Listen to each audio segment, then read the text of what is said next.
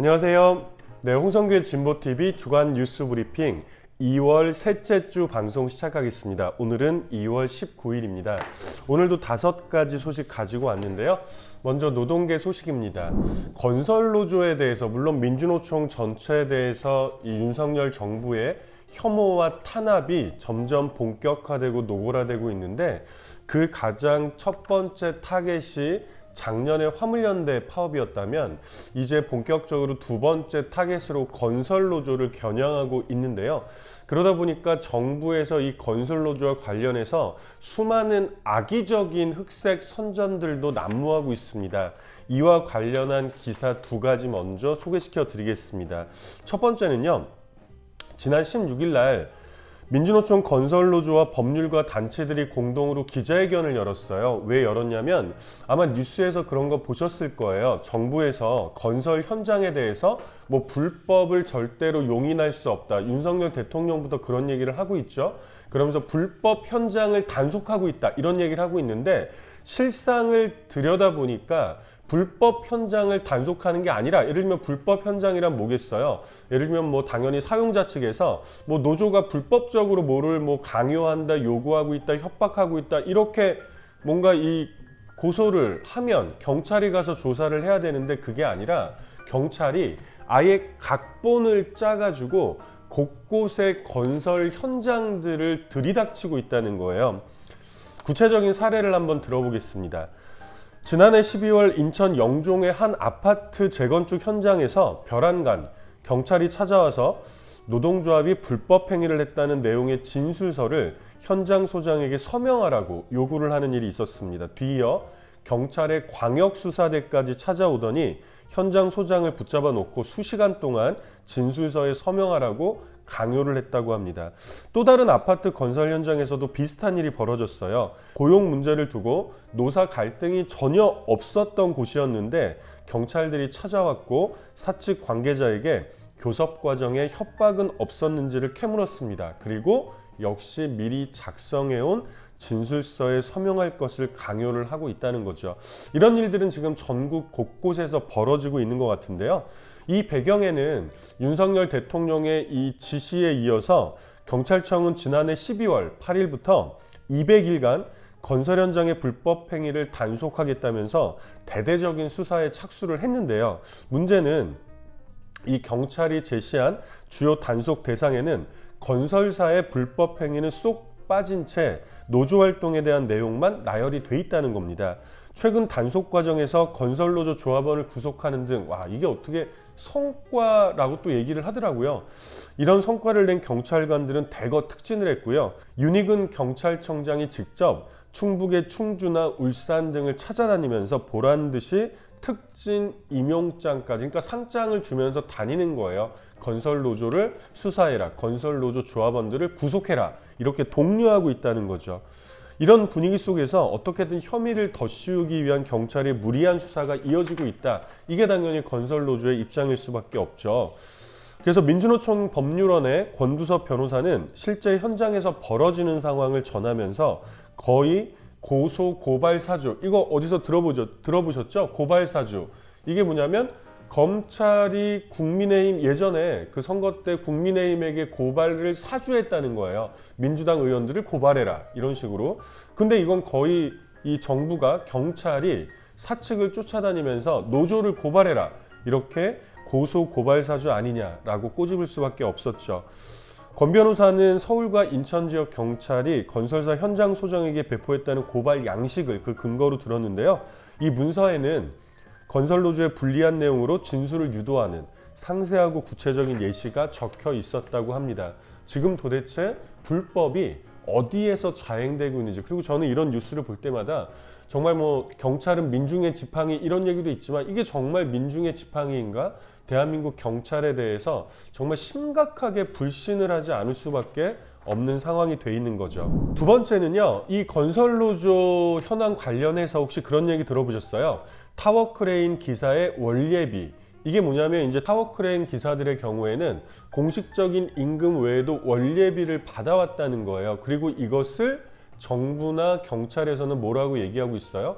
타워크레인 기사들이 건설 노조에서 사측을 협박해가지고 돈을 뜯어내고 있는 거다. 이렇게 이제 얘기를 하고 있었잖아요.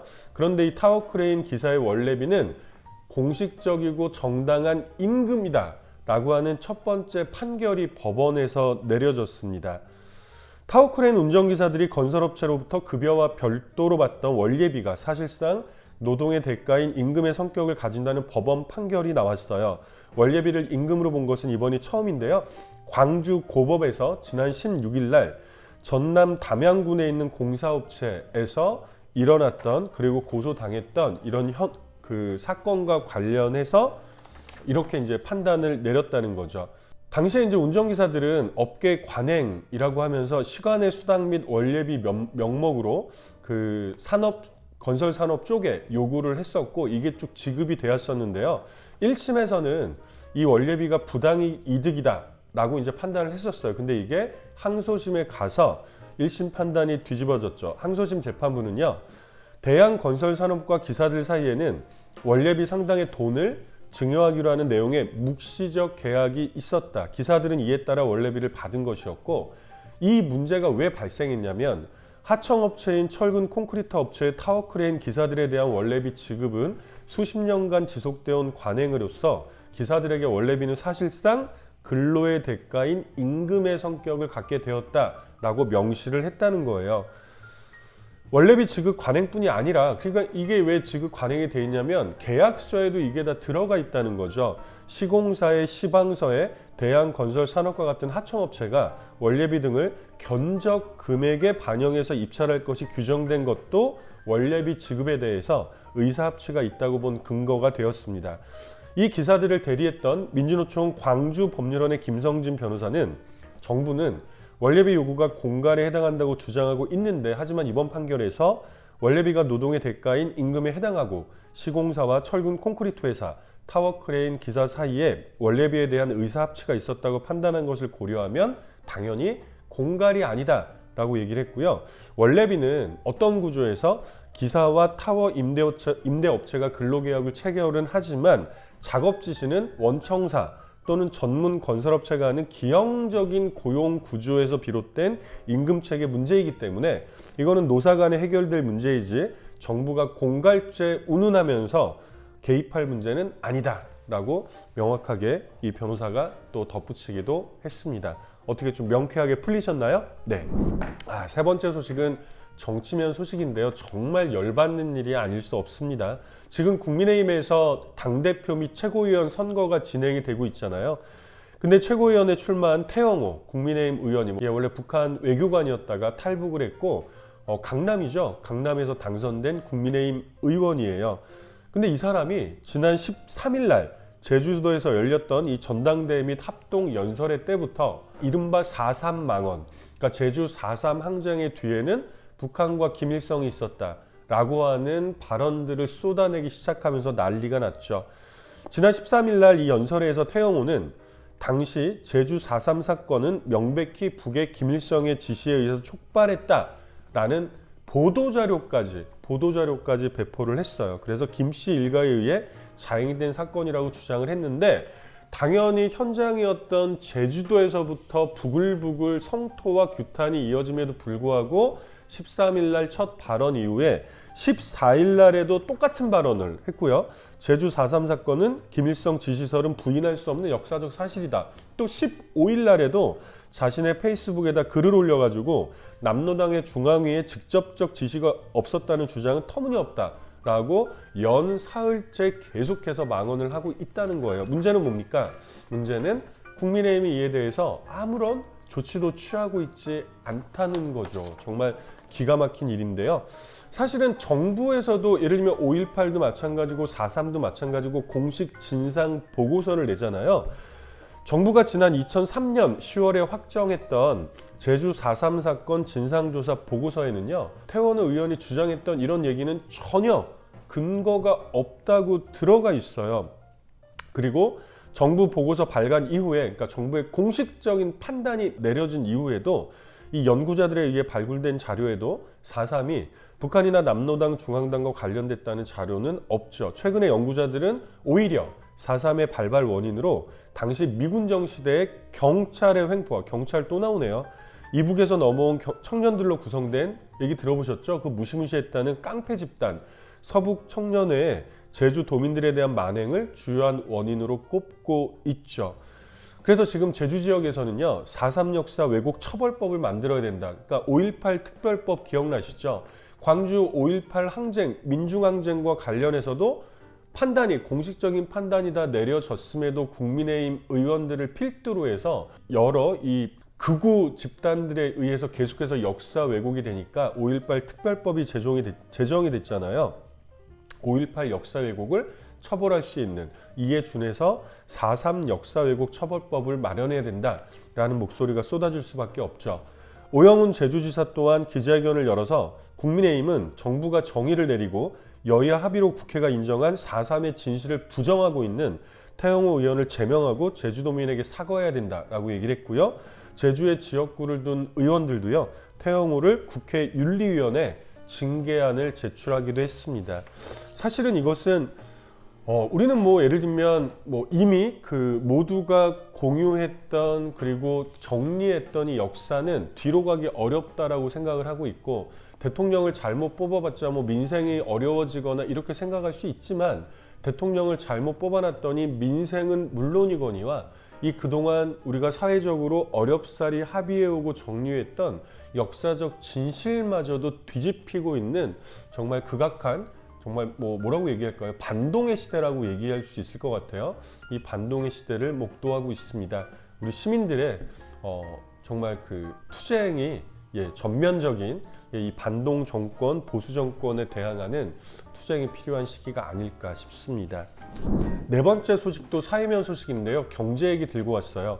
대한민국 경제 속살을 쏙 들여다볼 수 있는 기사라고 생각해서 가지고 왔는데, 아마 최근에 예를 들면 저도 늘 얘기하는 게, 코로나 시기 3년 동안 우리 국민들은 모두가 힘들었다고 생각하지만 이 코로나 시기에 정말 사상 최고의 수익을 냈던 곳도 있잖아요.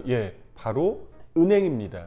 이 은행에서 사상 최대의 수익이 계속해서 기록을 경신하면서 천문학적인 액수의 성과급들도 지급하고 있다. 그래서 횡재세 도입에 대한 얘기도 나오고 이 국민들의 공분을 사고 있는데요.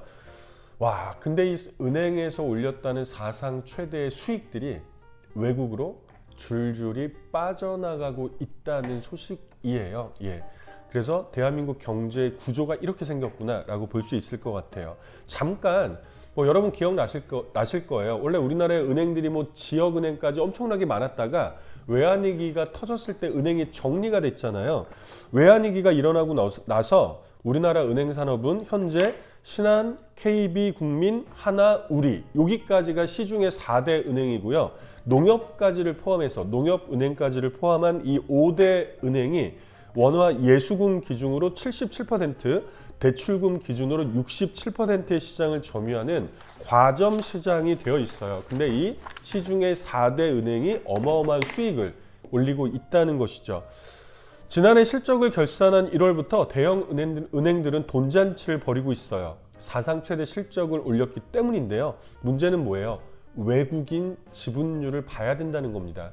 그 외환위기 때 은행만 정리된 게 아니라 이 은행의 지분율이 급격하게 외국인들에게 넘어갔죠. 그래서 지금까지도 이 외국인 지분율은 계속 조금씩 높아져 가고 있는데, 어느 정도냐면 KB금융, 그러니까 국민은행이죠. 이 KB금융의 외국인 지분율은 무려 73.23%예요. 70%를 넘는 거죠. 즉 KB국민은행에서 수익을 얻었던 것의 70% 이상이 다 외국으로 빠져나간다. 왜? 배당금이라는 게 있잖아요. 하나은행은요. 하나금융은 70.15%, 여기도 70%를 넘고요. 신한은행 같은 경우는 62.27%, 그리고 우리은행이 가장 낮은데 우리은행도 엄청나게 올라갔어요. 그 전에는 20% 되었는데요. 지금은 39.8%, 거의 40%에 육박을 하고 있죠. 이 평균을 내보면, 그래서 4대 금융지주의 배당액 가운데 평균적으로 62.7%, 60% 이상이 돈으로 환산을 하면 약 2조 5,349억 원이라는 어마어마한 돈이 외국인 주주들에게 돌아갈 것으로 보인다는 겁니다. 우리나라 경제가 이 한꺼풀 들여다보면 어떤 구조로 되어 있는지 확연하게 보이는 장면이 아닐 수 없고, 사상 최대의 수익을 올려가지고 돈잔치를 하고 있다는 이것과 더불어서 훨씬 더 뭐랄까요, 분노할 수밖에 없는 이런 현실이 아닌가 싶습니다. 오늘의 마지막 5번째 소식은 국제 뉴스면서 노동 소식이기도 해요. 최근에 미국에서도 코로나 사태를 겪으면서 아마 스타벅스나 아마존이나 이 유명한 기업들에서 어렵사리 노동조합들이 만들어지고 있다는 소식을 들으셨을 텐데요. 그와 동시에 제목이 폭발적으로 성장하는 미국의 노조 파괴 산업이에요. 정말 끔찍한 말 아닌가요? 우리나라에도 노조 파괴 산업이 있죠. 그래서 그것을 들여다볼 수 있을 것 같아서 가지고 나왔습니다. 2020년 코로나 팬데믹 이후에 무노조 경영을 지켜냈던 많은 기업에서, 즉 스타벅스나 마이크로소프트, 아마존처럼 노조가 만들어지거나 테슬라처럼 노조 설립이 추진될 정도로 미국은 노조 설립 붐을 맞고 있는데요. 문제는 이것과 더불어서 기업의 무자비한 반격 또한 이루어지고 있다는 거예요. 기업은 노조 결성 노력이 커지니까 믿을 만한 과거의 노조 파괴 전술을 동원했습니다. 점포를 폐쇄하거나 해고를 하거나 협박을 하거나 파업을 무력화하기 위해서 대체 인력을 고용하거나 감시하고 불법적으로 노조 선거에 개입하고, 우리나라에서도 다 볼 수 있는, 그러나 이것은 사실은 뭐 지금 드러난 게 아니라 1920년대 30년대 이럴 때부터, 노동조합들이 결성될 때부터 이 사측에서는, 기업 측에서는 늘 이런 수단들을 써왔고, 이것이 노조 파괴 산업이라는 끔찍한 이름으로까지 물리게 돼 있는 거죠. 그리고 더 끔찍한 거는 포장을 한다는 거예요. 예를 들면 스타벅스 같은 경우는 진보적이고 가치 중심적이다 이렇게 포장을 하면서, 그래서 우리는 노동 친화적입니다 이렇게 얘기하면서 노동조합 결성과 관련한 낌새가 있을 때는 무자비한 탄압으로 전환한다는 거죠. 역사적으로 살펴보면 1960년대 사회 정치적 혼란에 대한 기득권층의 반응의 일환으로 1970년대에 처음으로 노조 파괴를, 회피를 전문으로 하는 컨설팅 회사와 법률 회사의 수가 증가를 했대요.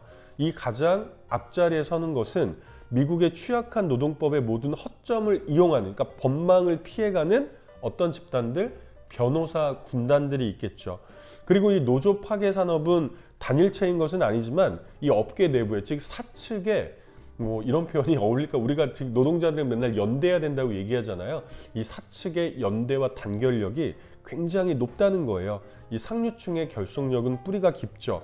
엘리트와 그 동조 세력들은 이해관계가 매우 명확하기 때문에 경쟁만큼이나 빈번하게 이런 문제에 있어서는 꽁꽁 서로 단결하고 연대한다는 겁니다.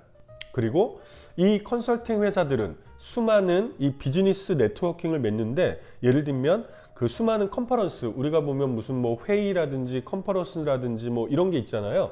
이런 것들을 개최하면서 서로 연결을 하고 노조 파괴에 대한 정보도 교환하고 있죠. 우리나라는 어떤 게 생각나요? 그 동이오토였나요? 창조 컨설팅이라는 노무사 회사가 있었잖아요. 이게 노조 파괴를 전문으로 하는 회사였고, 사람은 물론이거냐 서로 돌려가면서 이 노조 파괴를 전문으로 해서 아마 우리나라에서는 처음으로 이 법적인 판결을 받았던, 처벌을 받았던 이런 사례가 또 떠오르실 겁니다. 우리가 잘 알고 있는 국제적인 기업들, 인터넷 기업들도 많이 있죠. 테슬라 같은 경우는 노조 파괴 기업으로 악명이 높고요. 그리고 직원들의 불만에 관용의 한계에 도달한 것처럼 보이는 굉장히 그 창의적인 직장이라고 얘기했던 구글이라든지, 직원에 대한 신문과 감시 때문에 불공정 노동 관행으로 기소를 당할 것을 앞두고 있는 것이 바로 애플이에요. 지금도 아마 아이폰 핸드폰 쓰시는 분 많이 있을 텐데요. 이 모든 회사들이 노조 파괴 법률 회사를 고용했고요. 그리고 여기에 언론도 붙어요.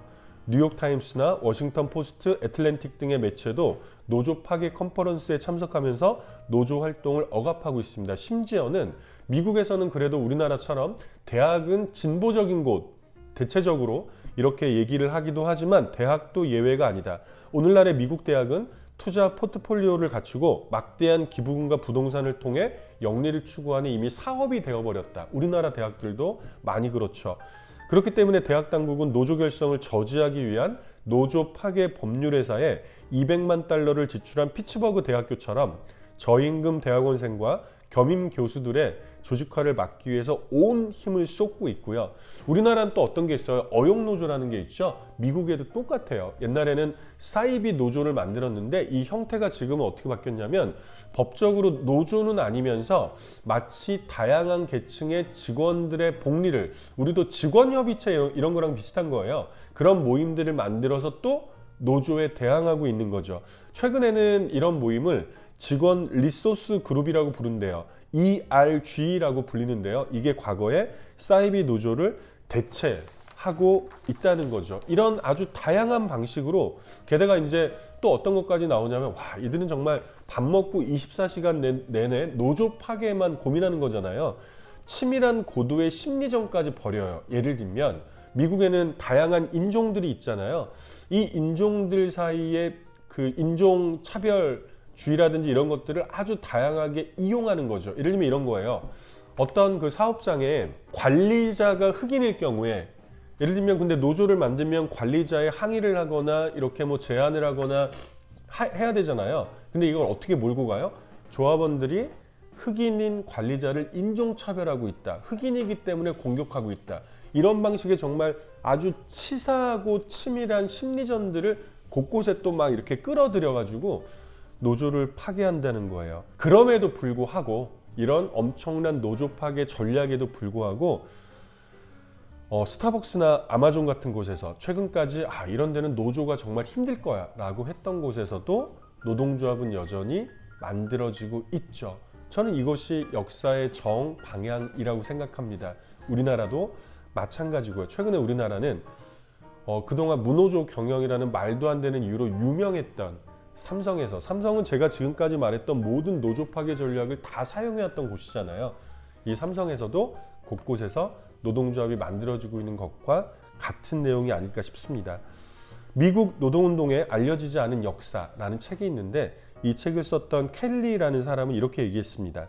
이 노동자들이 투입한 엄청난 노력과 그들이 만든 역사가 너무 경이롭고 자랑스럽다. 그래서 이 칼럼의 제목은요, 폭발적으로 성장하는 미국의 노조 파괴 산업이지만, 이 칼럼의 결말은 그럼에도 불구하고 이 폭발적으로 성장하는 노조 파괴 산업의 아수라장 속에서도 노동자들은 한 발씩 앞으로 전진하고 있다라고 훈훈하게 끝나고 있네요. 한번 꼭 읽어보세요. 오늘도 이렇게 2월 셋째 주 5가지 소식으로 주간 브리핑 드렸습니다. 들어주셔서 고맙습니다. 봄이 점점 찾아오고 있는 게 느껴지시죠? 바람 속에서도 봄 냄새가 나요. 우리도 봄을 같이 만들어 나가야 되겠죠. 저의 유튜브도 그 길에 늘 함께 하겠습니다. 좋아요, 구독, 알림 부탁드립니다. 고맙습니다.